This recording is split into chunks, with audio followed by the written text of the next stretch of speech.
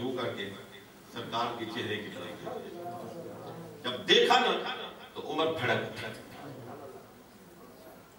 اور کہا یا رسول اللہ صلی اللہ علیہ وسلم آپ مجھے میری ماں باپ سے زیادہ عزیز ہیں، آپ مجھے دنیا و ما فیہا سے زیادہ عزیز ہیں، میرے مال منال سے زیادہ عزیز ہیں۔ عمر یہ کہہ کے چپ ہو گئے۔ حضور نے پلٹ کے دیکھا، سرکار نے فرمایا عمر تیرا ایمان ابھی مکمل نہیں ہوا۔ یہ مجھے نہیں کہا ہے، کسی مولوی صاحب سے نہیں کہا ہے، کسی 15ویں صدی کے کسی مفسر محدث کسی پیر کسی شیخ سے نہیں کہا ہے، حضرت عمر مخاطب ہے، حضرت عمر سے خطاب ہو رہا ہے۔ فرمایا عمر تیرا ایمان مکمل نہیں ہوا ہے۔ پھر مجھے قاضی صاحب یاد آ رہے ہیں، خداوند قدوس ان کے مزار پر کروڑوں رحمت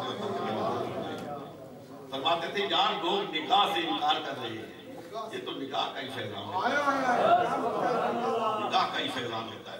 فرماتے ہیں ادھر قلب عمر ہے، ادھر قلب عمر ہے، ادھر نگاہ مصطفیٰ ہے، ادھر قلب عمر ہے، ادھر نگاہ مصطفیٰ ہے، نگاہ مصطفیٰ قلب عمر پر پڑی تو عمر پکار اٹھے سرکار میرے ماں سے زیادہ عزیز، میرے باپ سے زیادہ عزیز، میرے بچوں سے زیادہ عزیز، میرے مال سے زیادہ عزیز، میرے منال سے زیادہ عزیز، یا رسول اللہ آپ تو مجھے میری جان سے بھی زیادہ عزیز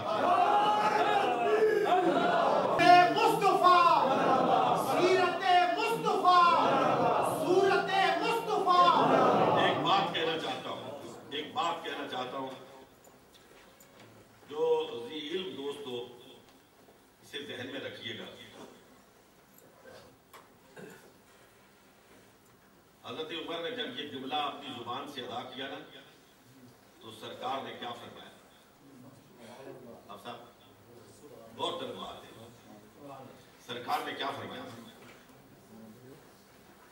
سرکار نے فرمایا تم ایمان کا یا عمر، عمر اب تیرا ایمان مکمل ہو گیا ہے، اور جس کو مدینہ طیبہ میں کھڑے ہو کر محمد رسول اللہ یہ سرٹیفکیٹ دے رہے ہیں کہ عمر تیرا ایمان مکمل ہو گیا ہے، کوئی مومن ان کے ایمان میں شک کر سکتا ہے؟ اور وہ شک کرے تو پھر وہ مومن رہ سکتا ہے؟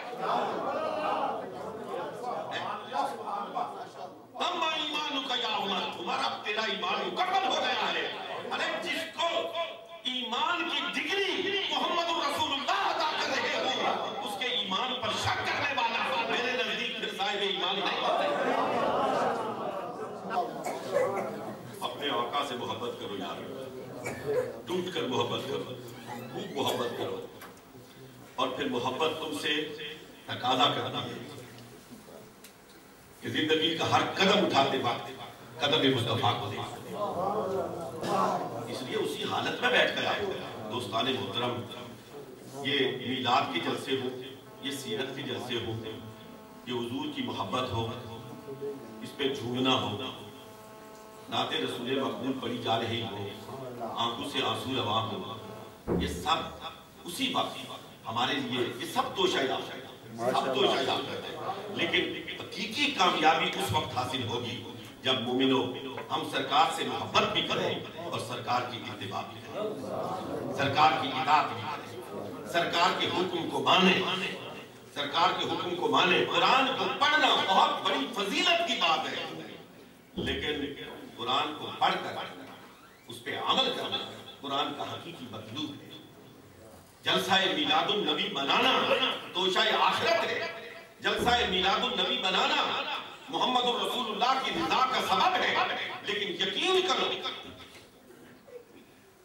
حضور سرور کونین صلی اللہ علیہ وسلم راضی اس وقت ہو گئے جب ہماری سیاست، جب ہماری معیشت، جب ہماری خانگی زندگی، جب ہماری خارجی زندگی، جب ہمارا بچپن، جب ہمارا لڑکپن، جب ہماری جوانی سب رسول اللہ صلی اللہ علیہ وآلہ وسلم کے طرز زندگی کے مطابق ہوتی۔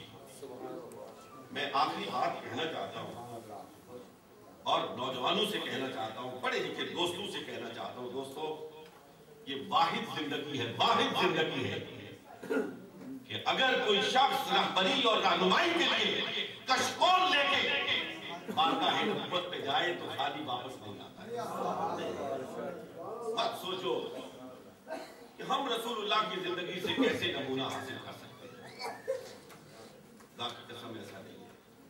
وہ مکمل نمونہ زندگی ہے, مکمل نمونہ زندگی ہے, اور مکمل نمونہ زندگی کا اعزاز یہ کسی جمہور نے ان کو نہیں بخشا ہے.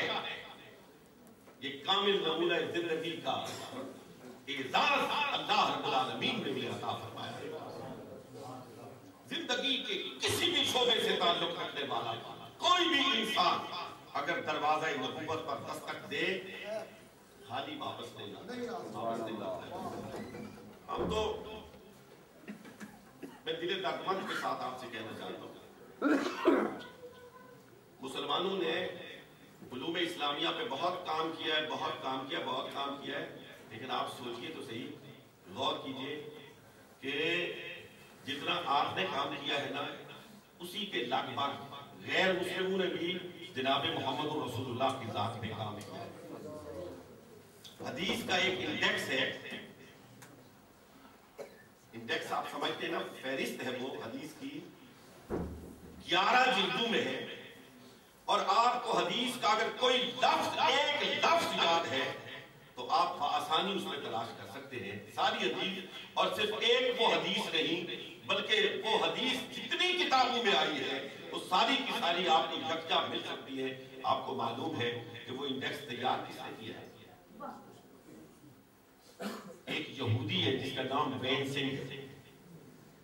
اس وین سنگھ نے یہ حدیث کا انڈیکس تیار کیا ہے.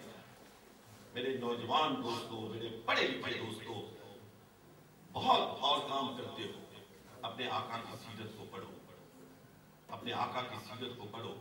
خدا کی قسم سیرت مصطفیٰ کو پڑھو گے تمہارا دل خود چاہے گا کہ اپنی زندگی کو اپنے آقا کی زندگی کے مطابق ڈھالے, اس لیے کہ اس زندگی میں اتنی خوشبو ہے. میں ایک بات کہنا چاہتا ہوں, اسے گوشے گوش سے سنو دوستو. خدا کی قسم پھول سے خوشبو آتی ہے, عطر سے خوشبو آتی ہے. یہ جتنی خوشبویات ہیں ان کو ناک کے ساتھ لگاؤ, مشام جان معطر ہو جاتا ہے. قسم ہے رب ذوالجلال کی, محمد رسول اللہ کا غلام سیرت طیبہ پڑھے, دل سے پڑھے, اٹھا کے سیرت طیبہ کو ناک سے لگائے, گلاب کی خوشبو اس خوشبو کے مقابلے میں کیا ہے؟ آپ نے آقا کی سیرت کو پڑھ کے تو دیکھو. سلیم کوثر بڑا خوبصورت شاعر ہے پنجاب کا, بہت خوبصورت شاعر ہے. میں اس کے شعر پر اپنی بات کو ختم کرتا ہوں. اس نے بڑا خوبصورت شعر کہا ہے, اگر کسی دوست کو یاد رہے تو پھر اس مجلس کے بعد بھی اس سے مزے لیتا رہے. کہتا ہے میرے ہاتھوں اور ہونٹوں سے, میرے ہاتھوں اور ہونٹوں سے خوشبوئیں جاتی نہیں, میرے ہاتھوں اور ہونٹوں سے خوشبوئیں جاتی نہیں, میرے ہاتھوں اور ہونٹوں سے خوشبوئیں جاتی نہیں. میں نے نام محمد لکھا بہت اور چوما بہت. میرے ہاتھوں اور ہونٹوں سے خوشبوئیں جاتی نہیں, میں نے نام محمد لکھا بہت اور چوما بہت. اور عاشقوں سے پوچھو نا, جس قلم سے نام محمد لکھا جائے وہ قلم خوشبودار ہو جاتا ہے, جس روشنائی سے نام محمد لکھا جائے وہ روشنائی معطر ہو جاتی ہے, جس زبان سے نام محمد دیا جائے وہ زبان معطر ہو جاتی ہے, جن در و دیوار کے سائے میں نام محمد دیا جائے خدا کی قسم وہ در و دیوار معطر ہو جاتی ہے, جس آب و ہوا میں نام محمد دیا جائے وہ آب و ہوا دیگر آب و ہوا سے مرتاح ہو جاتی ہے. آؤ مل کے بارگاہ مصطفیٰ میں پڑھے, مصطفیٰ جان رحمت پہ لاکھوں